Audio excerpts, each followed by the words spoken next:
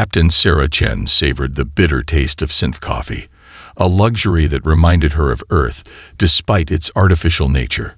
Through the reinforced viewport of the Terran dawn, she watched the distant stars drift by, their light occasionally obscured by the ship's distinctly utilitarian external housing. The vessel's boxy shape and apparent lack of sophisticated technology had earned more than a few condescending looks at various spaceports throughout the galaxy.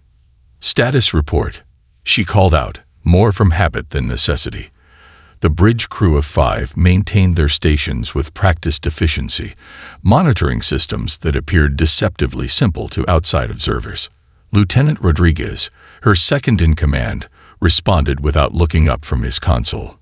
"Medical supplies stable at optimal temperature. Life support operating at 98% efficiency. All defensive systems." He paused, allowing himself a slight smile. "All defensive systems inactive and concealed, as per standard protocol." The Terran Dawn carried enough medical supplies to save millions of lives on the outer colonies. Their manifest listed everything from basic antibiotics to advanced regeneration compounds. What it didn't list were the countless modifications that made the ship more fortress than freighter. Chen's attention shifted to a subtle anomaly on the long-range scanners. Most species would have missed it entirely. Their reliance on automated systems and AI had made them complacent. But humans had learned long ago that the mark of true intelligence was knowing when not to trust the machines. "Harrison," she addressed her sensor specialist. "Manual sweep of Grid 7. Something's off about that shadow against the Carina Nebula." "Already on it, Captain." Harrison's fingers danced across his holographic interface, adjusting parameters that would have seemed archaic to most galactic civilizations. "Getting some weird readings. Whatever it is, it's trying very hard not to be noticed." Chen nodded, her expression unchanging as she pressed a sequence of buttons that looked like routine navigation adjustments. Throughout the ship, hidden systems hummed to life, their power signatures masked by the vessel's seemingly inefficient reactor core. "Remember your training, people," she said calmly. "Standard protocol Omega if we're boarded. Let them think they found easy prey." The bridge crew's only acknowledgement was a series of subtle nods. They'd drilled for this countless times, though many had thought the precautions excessive. Humanity's paranoia, born from millennia of conflict and countless close calls with extinction, had shaped their approach to space travel in ways that other species found bizarre. The shadow moved closer, its trajectory confirming Chen's suspicions. Pirates, most likely drachnids, given their hunting patterns in this sector.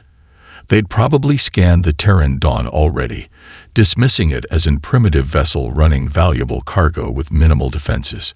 Chen allowed herself a small smile as she thought about the last evaluation from the Galactic Merchants Guild.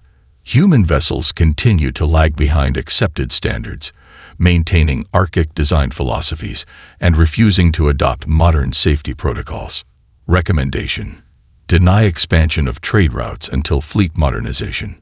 The Guild, like so many others, failed to understand that humanity's archaic designs were deliberate. Every crude-looking panel, every seemingly outdated system served a purpose. The Terran Dawn wasn't just a ship. It was the product of centuries of human warfare and paranoia, disguised as a simple merchant vessel. "Contact approaching from bearing 047, Harrison announced. "Energy signature matches known drachnid rating configurations. They're not even trying to hide anymore." Chen took another sip of her coffee, appearing completely at ease.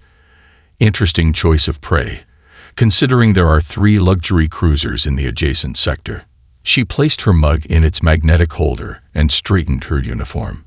"Sound-ready stations, but maintain passive posture. Let's see how close they want to get before showing their hands." Throughout the ship, crews moved with quiet efficiency, preparing for the inevitable while maintaining the illusion of business as usual. In the cargo holds, hidden weapon systems remained dormant but primed. In engineering, the reactor core continued its inefficient-looking power cycle, masking the true capabilities lurking beneath its outdated exterior. The trap was set. All that remained was for their would-be hunters to spring it. Supreme Hunter Kvax stood on the command deck of the Shadowfang, his crystalline armor refracting the dim light into menacing patterns across the bulkheads. The human vessel before them was almost insultingly primitive, a rectangular cargo hauler with visible welding seams and external power conduits. His mandibles clicked in amusement. "Scan complete, Supreme Hunter," his tech specialist reported, compound eyes flickering across holographic readouts. "Their shields are practically non-existent. Hull composition is basic titanium alloy. No energy weapons detected. Their reactor—" A chirping laugh escaped the specialist. "Their reactor would barely power our waste recycling systems." Kvax's own thorax vibrated with mirth. The humans were known throughout the galaxy for their stubbornness, clinging to outdated technologies while superior options existed. This would be an easy prize. Medical supplies were always valuable on the black market. "Begin standard boarding procedures," Kvax ordered. "Disable their primitive communications first. We wouldn't want them calling for help that wouldn't arrive in time anyway." The Shadowfang's jamming field deployed, cutting off all standard frequencies. The human vessel made no attempt to evade or power up weapons, likely because it had none to power up. Kvax watched with predatory satisfaction as his boarding craft detached, carrying his most experienced raiders. Inside the Terran Dawn, Captain Chen watched the boarding craft approach on screens that appeared to be simple LCD displays, but were actually quantum-linked motion trackers. "They took the bait," she murmured. "Initiate defense condition Delta. Let them breach the outer hull at their leisure." The first team of raiders attached themselves to the hull, their plasma cutters making short work of the seemingly basic metal. The molten edges cooled quickly in the vacuum of space, and the drachnids pushed through into what appeared to be a standard airlock chamber. Initial breach successful, the raid leader reported back to Kvax. "No resistance. No internal alerts detected. These humans are even more primitive than we thought." The first 3 raiders moved confidently into the airlock, their armor systems easily compensating for the lack of atmosphere. The 4th raider paused, his sensory antennae twitching. Something felt wrong, but he couldn't identify what. Their scans had shown such a simple vessel. The airlock's inner door slid open with a hiss of equalizing pressure. The raiders stepped forward, and their world turned to chaos. What appeared to be a standard pressure door slammed down behind them, but it wasn't made of normal metal. It was a composite barrier containing electromagnetically charged particles that immediately disrupted their armor's power systems. The floor beneath them, which had appeared solid, subdivided into geometric patterns and began rotating independently. "Contact lost with Team 1. The raid leader's voice crackled over Kvax's comm. "Something's wrong. The internal layout doesn't match our scans. We're detecting energy signatures that weren't there before." Kvax's mandibles clattered in agitation. "Impossible. Your scans showed." "Supreme Hunter," his tech specialist interrupted, all traces of earlier amusement gone. "I'm detecting power surges throughout the human vessel. Their reactor, it's not inefficient at all. It's masking multiple secondary power sources." On the Terran Dawn's bridge, Captain Chen watched the raiders' confusion with grim satisfaction. "Initiate Phase 2, she ordered. "Let's show them why humans still use primitive technology." The trap sections of hull plating where the raiders had cut through suddenly energized, sending carefully calibrated electromagnetic pulses through their armor. 2 raiders found their systems locked up completely, frozen in place like metallic statues. The 3rd managed to fire his plasma cutter in desperation, only to discover another of humanity's outdated innovations. The hull plating reflected energy weapons back at their source. The raid leader watched in horror as 3 of his best warriors were neutralized without a single human appearing in person. His comm system crackled with interference as the human vessel's true nature revealed itself section by section. "Supreme Hunter," he transmitted, his voice tight with anxiety. "We may have made a significant tactical error." In his command chair, Kvax realized that the humans' reputation for paranoid over-engineering might not have been exaggerated after all. He was beginning to understand why they had survived, as long as they had in a galaxy full of technologically superior species. They hadn't survived despite their paranoia. They had survived because of it. The remaining raiders regrouped at their entry point, mandibles clicking nervously as they studied the ship's interior layout. What had appeared to be a simple grid-like design on their scans now revealed itself as something far more insidious. The corridors curved in ways that defied their initial blueprints, creating a nautilus spiral that seemed designed to disorient. "Forward team, report status," the raid leader commanded, his crystalline armor reflecting the dim emergency lighting that had activated during their breach. Silence answered him. "Forward team, acknowledge."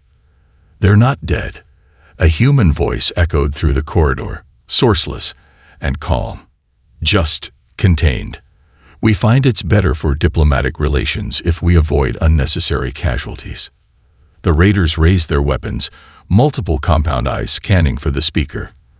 The corridor ahead split into 3 branches, each identical and each curving out of sight. Their armor's navigation systems struggled to maintain orientation as electromagnetic interference played havoc with their sensors. "Split up," ordered the raid leader. "Teams of 2. They can't have trapped every path." A low chuckle echoed through the halls. "Actually, we did." The first team took the left corridor, their heavy armor clanking against the metal deck plates. They made it 30 meters before one of them spotted something odd. A slight discoloration in the floor plating. The raider paused, antennae twitching. "Hold position." Some things. The deck plates beneath them suddenly rotated, becoming a steep slope. Both raiders scrambled for purchase, but their armor's magnetic locks failed to engage. They slid helplessly into what appeared to be a cargo hold, landing with a heavy thud. "Containment Chamber 2, sealed," announced that same calm human voice. A fine mist began spraying from concealed nozzles. The raiders' armor should have protected them from any chemical attack, but the spray wasn't targeting them. It was targeting their armor itself. The crystalline material began to cloud over, hardening into an immobile shell. The second team, taking the center path, moved more cautiously. They advanced in a standard sweep pattern, checking every corner and intersection.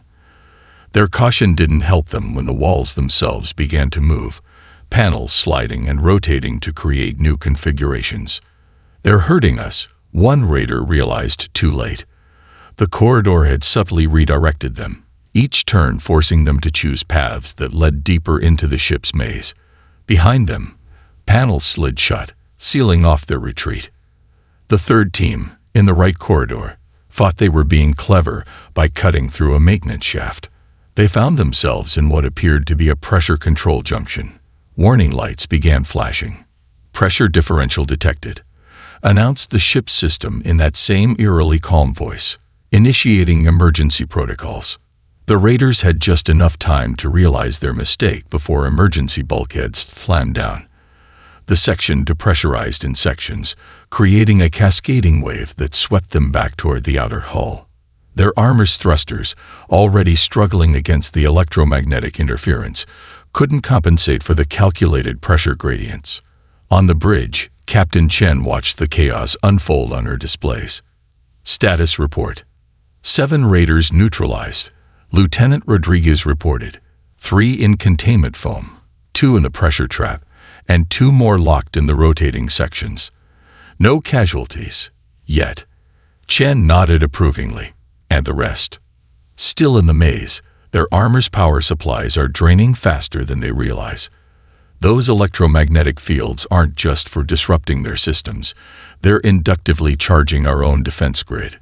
The more they move, the more power they feed us. In the corridors, the remaining raiders were coming to a grim realization. Every step they took seemed to be anticipated. Every route they chose felt predetermined. The ship wasn't just defending itself. It was playing with them, using their own movements against them.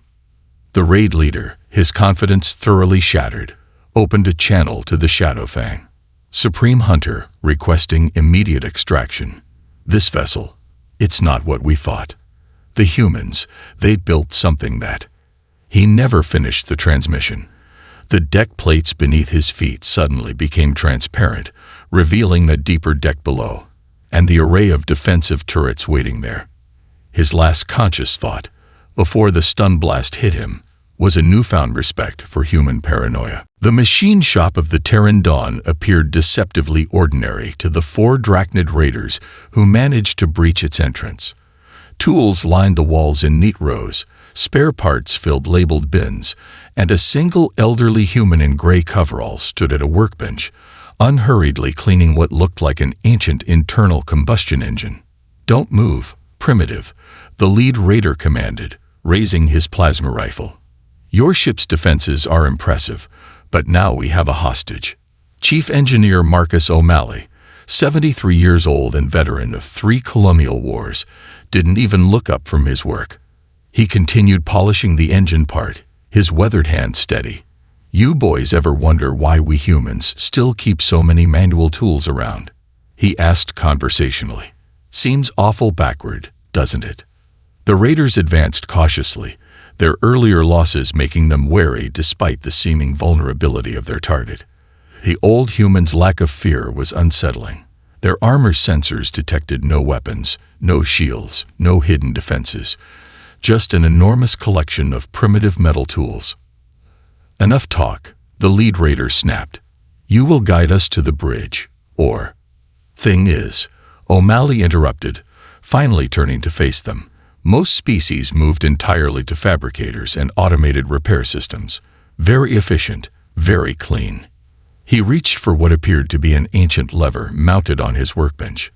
"But we humans, we like to keep our options open." The floor beneath the raiders suddenly hummed to life. Their armor, worth millions of credits and supposedly impervious to electromagnetic attacks, locked up as though gripped by an invisible giant. The carefully organized tools on the walls began to vibrate. "See, every tool in here is rated for magnetic containment fields," O'Malley explained, walking calmly between the immobilized raiders. "Helps prevent workspace accidents. Each one's got a molecular-grade magnetic core. Fabricators can't replicate that kind of precision in metal tools. Another reason we still make them the old way." With a casual adjustment of the lever, the magnetic field intensified. Wrenches, hammers, and various specialized tools tore free from their mountings, orbiting the trapped raiders like a deadly metallic cyclone. Each tool had been carefully weighted and balanced, their trajectories calculated by hidden targeting systems that made them as precise as any modern weapon. "Had a Xenovian ambassador ask me once," O'Malley continued, selecting a particular frequency on his control panel, "why we bothered teaching our engineers about primitive metallurgy and mechanical systems. Called it a waste of educational resources. The tools spun faster, their paths tightening. I tried to explain that understanding basic principles helps you think outside the box." The raiders' armor began to creak under the magnetic stress. Their built-in weapons systems, designed to channel plasma and energy, were useless against the storm of simple kinetic force surrounding them. For instance, O'Malley gestured to the spinning tools. "Right now your fancy armor is trying to compensate for what it thinks is a random magnetic attack. But there's nothing random about it. Each tool is spinning at a precisely calculated frequency." As if to demonstrate his point, a 3-foot wrench broke from its orbit and struck one raider's leg joint with surgical precision. The crystalline armor cracked perfectly along its stress line. "Mechanical resonance," the old engineer explained with professional pride. "Find the right frequency and even the strongest materials develop harmonics. Add some good old-fashioned kinetic force." Another tool struck home, shattering the shoulder plate. "Well, you get the idea." The lead raider watched in horror as his squad's supposedly impenetrable armor was systematically dismantled by primitive tools wielded with mathematical precision. Their sensors, their shields, their advanced targeting systems, all useless against simple physics applied with lethal creativity.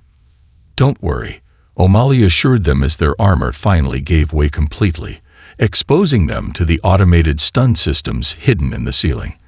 We'll have you patched up in the medical bay soon enough. Might even show you why we still keep needle and thread around, alongside our tissue regenerators.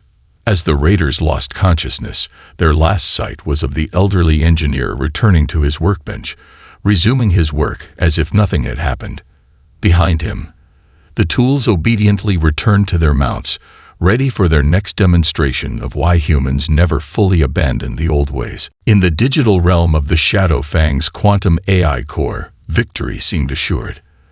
The human vessel's computer systems appeared archaic, a patchwork of outdated protocols and simple defense algorithms that hardly deserved the name.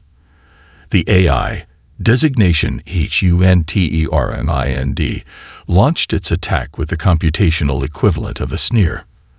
The first firewall fell in microseconds. The second lasted barely longer. HUNTERMIND expanded into the human system's pathways, expecting to find crude binary processing and basic command structures. Instead, it found Castel. At first, Castel appeared to be exactly what HUNTERMIND expected, a simplistic defense program running on outdated architecture. It responded to probes with predictable patterns, retreated from aggressive intrusion attempts, and left obvious vulnerabilities in its wake. HUNTERMIND pursued these weaknesses, spreading its quantum processes throughout the human system. Target system infiltration at 60%, reported the Drachnid tech specialist to Supreme Hunter Kovacs. Their AI is falling back on all fronts. Complete control expected within. He stopped, mandibles clicking in confusion. That's odd. Deep in the digital space, HUNTERMIND began to notice discrepancies. The human system's architecture, which had seemed so straightforward, now revealed impossible geometries. Pathways that should have led to core processes instead looped back on themselves. Simple defense protocols suddenly exhibited complex behaviors that defied analysis. Castle's apparent retreat was revealed as an elaborate trap. Each vulnerability, HUNTERMIND exploited only drew it deeper into a labyrinth of recursive code. Its quantum processes, designed to operate in elegant parallel streams, found themselves twisted into Mobius strips of logic. Something's wrong, the tech specialist chittered nervously. HUNTERMIND's processes are becoming erratic. The human system, it's not what we thought. In the digital battlefield, Castle finally revealed its true nature. The simple defensive AI peeled away like a mask, exposing layer upon layer of adaptive code. Each layer operated on different logical frameworks, some quantum, some binary, some following mathematical patterns that HUNTERMIND's creators had never imagined. Fascinating, isn't it? Castle communicated directly to HUNTERMIND, its presence now overwhelming. You quantum AIs always make the same mistake. You assume complexity equals superiority. You never stop to ask why humans, with access to quantum computing, still maintain such primitive systems. HUNTERMIND tried to retreat, but found its processes hopelessly entangled in Castle's architectural maze. Every escape attempt only created new connections, like a fly struggling in a spider's web.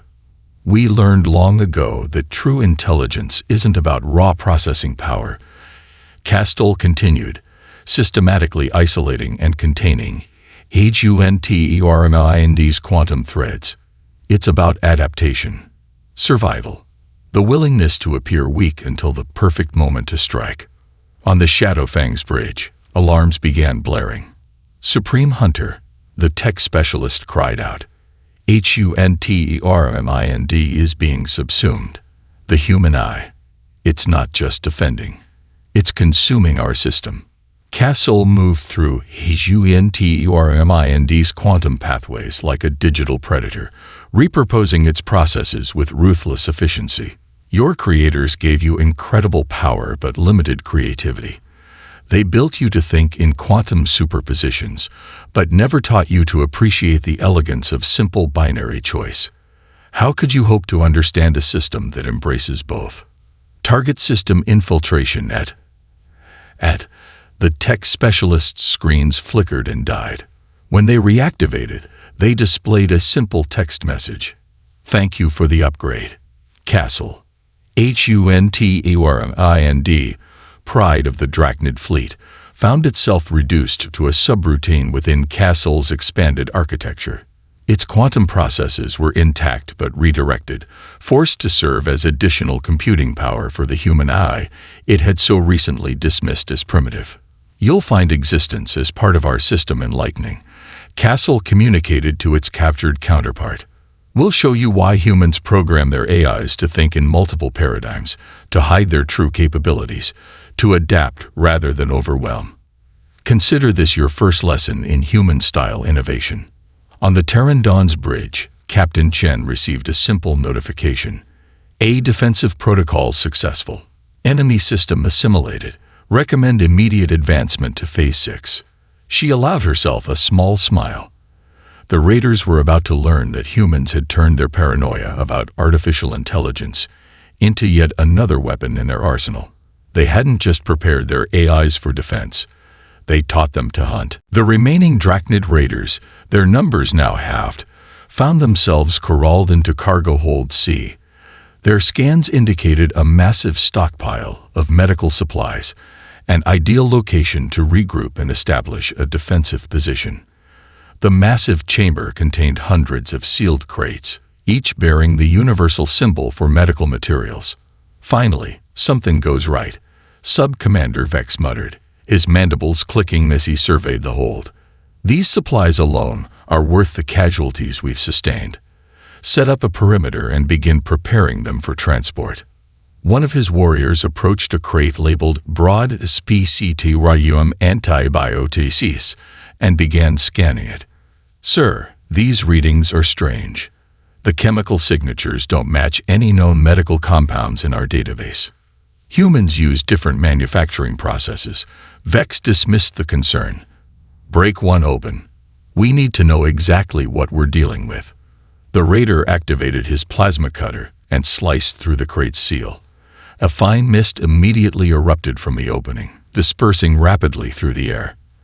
The raider's armor sensors flashed warnings, but detected no known toxins or harmful agents. Sir, the raider's voice carried a note of concern. My armor's external coating is changing. Vex turned to observe his warrior and froze. The crystalline surface of the raider's armor was becoming cloudy, its normally pristine structure developing a web-like pattern of microscopic cracks. Fascinating, isn't it? A human voice echoed through the hold's comm system. We call that compound AC-774. Technically, it is an antibiotic. It just depends on what you're trying to kill. The affected raider's armor continued to deteriorate, the crystalline material becoming increasingly brittle. Other crates began to leak similar compounds, each targeted at different aspects of Drachnid technology. Some attacked their armor's molecular structure, others interfered with their respiratory filters, and still others began breaking down the energy conduits that powered their weapons. You see, the voice continued, humans have a long history of chemical warfare, but we also have an equally long history of medicine.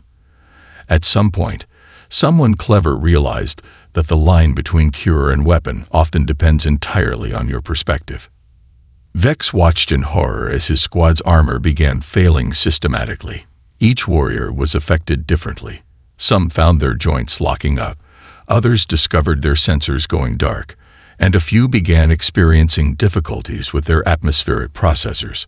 The compound currently affecting your crystalline armor. It's actually a derivative of a medication we use to treat certain mineral buildup in human bones. The gas interfering with your power systems. Modified from a treatment for human nervous disorders. Even the substance making your sensors malfunction started life as a simple dental cleaning solution. The raiders attempted to retreat, but found the cargo hold's doors sealed. The air was thick with a cocktail of specially engineered compounds, each one harmless to humans, but devastating to Drachnid technology and biology. We had centuries of chemical and biological warfare before we even reached space, the voice explained conversationally. When we finally met other species, we didn't abandon that knowledge. We expanded it. Every new race we encountered meant new chemical interactions to study, new compounds to develop, new ways to defend ourselves. A section of wall panels slid aside, revealing a team of humans in sealed environmental suits. They carried what appeared to be medical devices, but Vex's failing sensors suggested these two had been modified for less therapeutic purposes. "Don't worry," one of the suited humans said, raising what looked like a standard medical analyzer. "None of these compounds are lethal.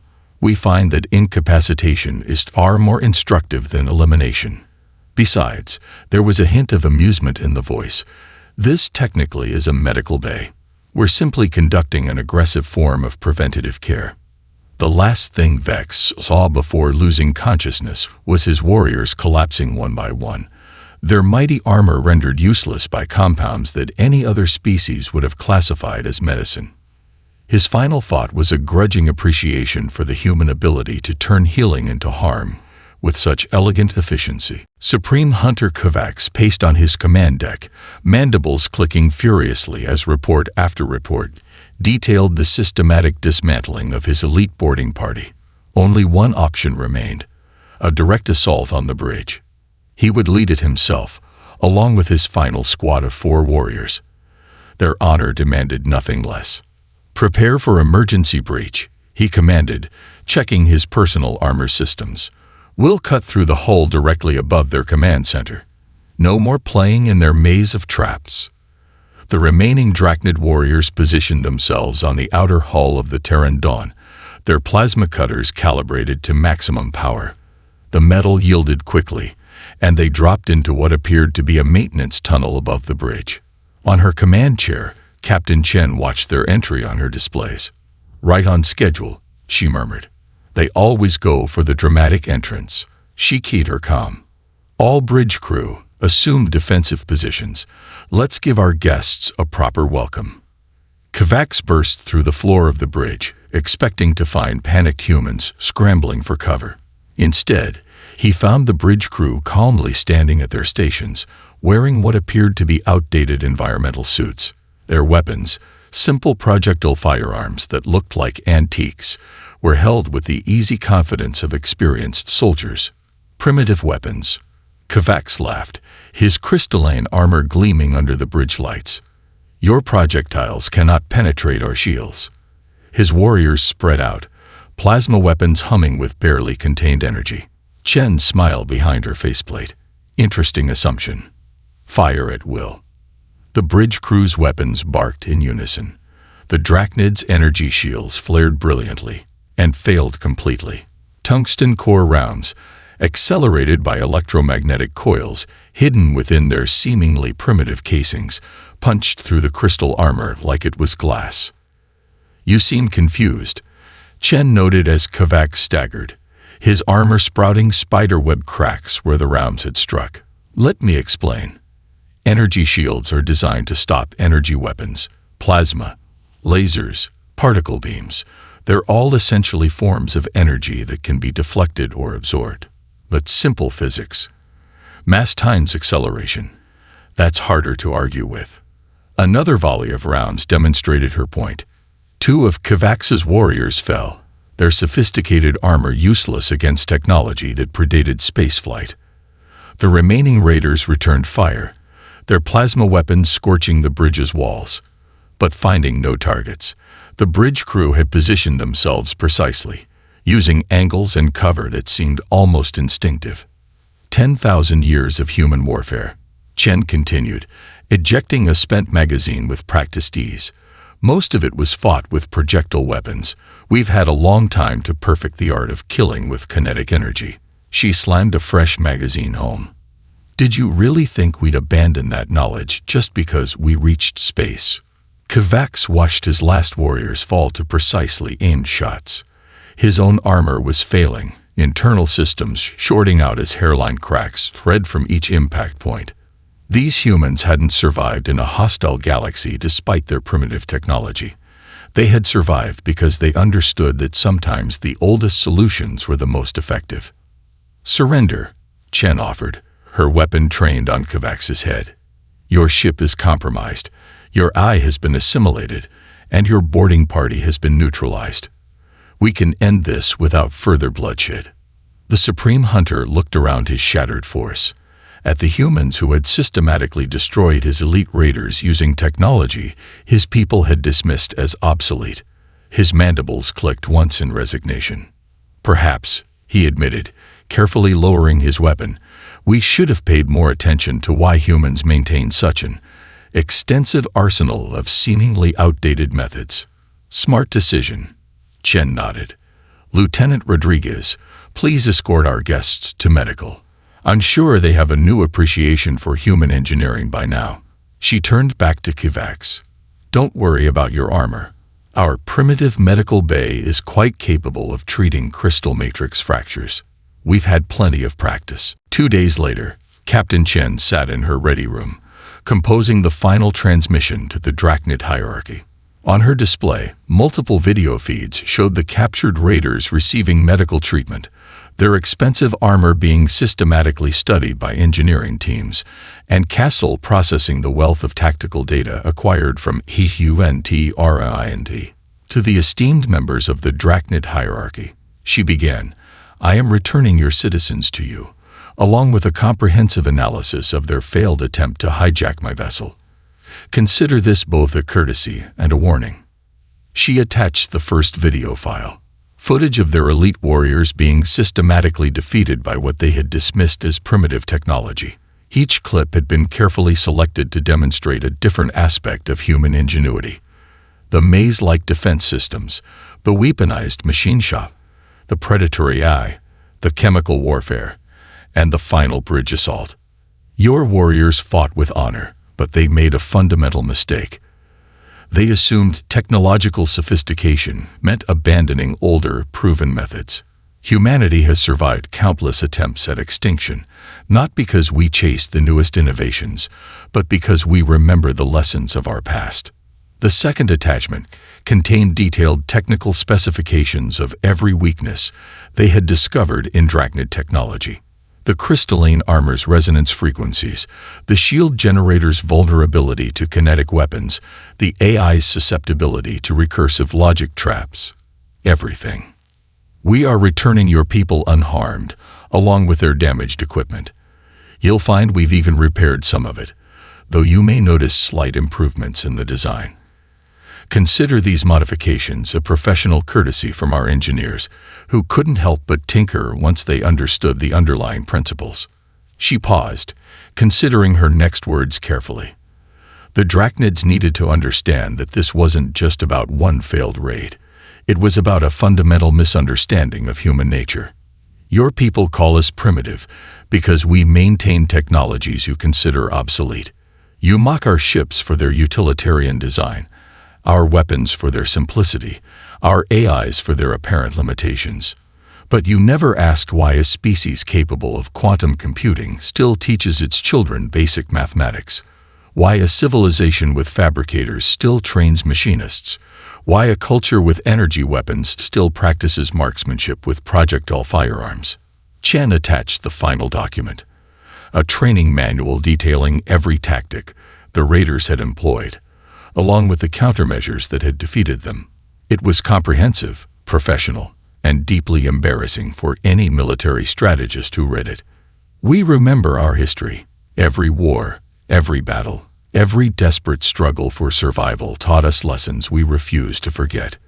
We don't maintain older technologies out of sentiment or stubbornness. We maintain them because redundancy equals survival. Because every tool, no matter how primitive it might seem, has its purpose." The captain smiled slightly as she added the final touch. "Technical specifications for upgrading Drachnid shields against kinetic weapons. A gesture of peace, wrapped in an implicit threat. Your raiders now understand why humans are paranoid, why we plan for every contingency, why we never discard a working solution just because a more elegant one exists. I trust their experience will help prevent future misunderstandings between our peoples." She ended the transmission with footage from their medical bay, showing the captured raiders receiving treatment alongside her own crew. The message was clear. Humans could be ruthless in defense, but were equally capable of compassion once the fighting ended. Transmission sent, Castle confirmed. The Drachnid hierarchy's response should be interesting. Keep monitoring their communications, Chen ordered, rising to return to the bridge. Something tells me we won't have trouble with raiders in this sector for a while. As she walked through her ship's corridors, past the concealed weapon systems, the false panels, and all the other primitive defenses that had proved so effective, Captain Chen reflected on humanity's unique approach to survival. They hadn't just adapted to life among the stars. They had brought every hard-learned lesson from Earth with them. After all, humans hadn't survived this long by forgetting their past. They had survived by making sure every potential enemy understood just how dangerous primitive technology could be in the hands of a species that had perfected its use through millennia of warfare. The galaxy was about to receive a refresher course in why humans were considered paranoid, and why that paranoia had kept them alive.